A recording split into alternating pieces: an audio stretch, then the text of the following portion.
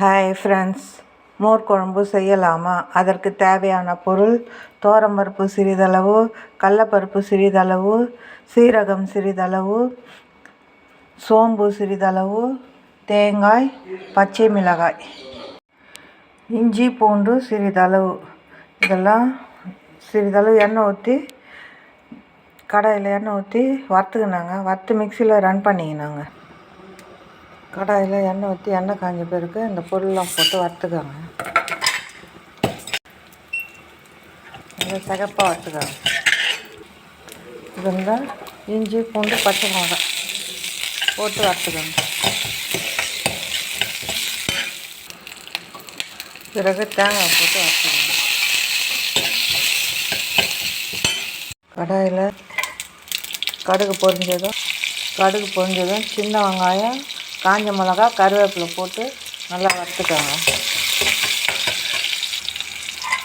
பிறகு இந்த பூசணிக்காய் போட்டுக்கோங்க. நல்லா வதக்குங்க. நைஸாக அரைச்சிக்கோங்க. மிக்சியில் அரைச்சி இதில் ஊற்றிக்கோங்க. பிறகு மோர் ஊற்றிக்கோங்க.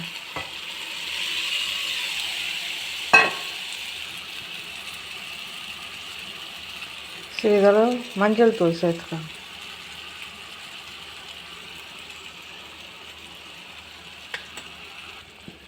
தேவையான அளவு உப்பு சேர்த்துக்கோங்க.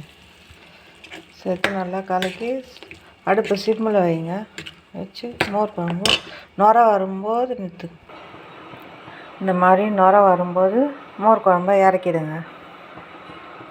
மோர் ஊற்றி பிறகு தேவையான அளவு கருவேப்பிலை, கொத்தமல்லி சேர்க்கவும். பூசணிக்காய் மோர் குழம்பு ரெடி. ஹாய் ஃப்ரெண்ட்ஸ், பீட்ரூட் பொரியல் செய்யலாமா? அதற்கு கடாயை வச்சு எண்ணெய் ஊற்றிக்கோங்க. மிளகு, இஞ்சி பூண்டு நசுக்கி போட்டுக்கோங்க. கருவேப்பிலை போட்டுக்கோங்க. நல்லா வதக்குங்க. இந்த அஞ்சு வச்சு பீட்ரூட்டை போட்டுக்கோங்க. நல்லா வதக்குங்க. பிறகு தேவையான அளவு உப்பு போட்டுக்கோங்க. சிறிதளவு தண்ணி ஊற்றி தட்டு போட்டு பிறகு இந்த பீட்ரூட்டில் துருவிய தேங்காயை சேர்க்கவும். சேர்த்து கிளறவும்.